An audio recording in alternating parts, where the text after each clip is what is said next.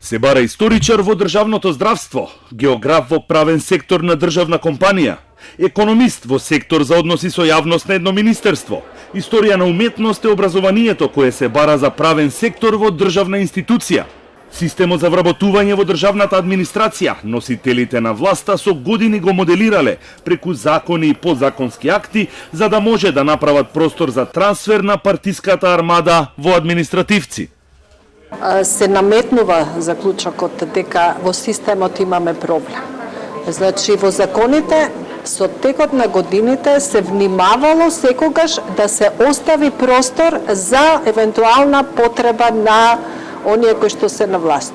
Transparency International и антикорупцијска работат на заеднички проект преку кој го анализираат системот за вработување во државната администрација и можноста за корупција. Тоа што досега е утврдено покажува дека има огромен простор за корупција и непотизам и секогаш подотворена врата за подобни кадри.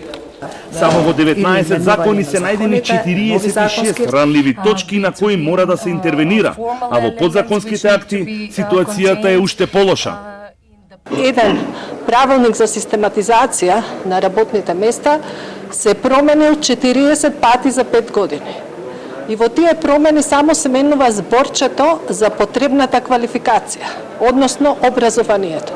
И имате многу несоодветни образованија кои што се бараат за работни места кои што навистина не бараат таква компетенција. Уште еден сериозен проблем е и дискреционото право на функционерите преку кое исто така се вработуваат голем број на роднини, пријатели и сопартијци.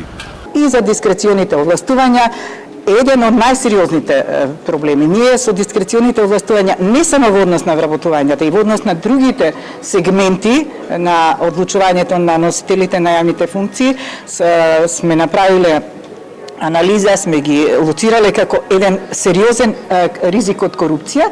На денешната презентација на проектот се обрати амбасадорот на Холандија кој вработувањата ги илустрираше со брод кој тоне. Кога бродот почнува да тоне, треба да направите две работи, да ја испумпате водата доколку влегува и втората работа е да најдете каде има пукнатина и да ја затворите. Од февруари Комисијата за превенција на корупција започна со испумпување на водата. Тој нагласи дека во Македонија мора да се запалат светлата во темните места за да може граѓаните и администрацијата јасно да се видат и со тоа да се спречи можноста за корупција и непотизам.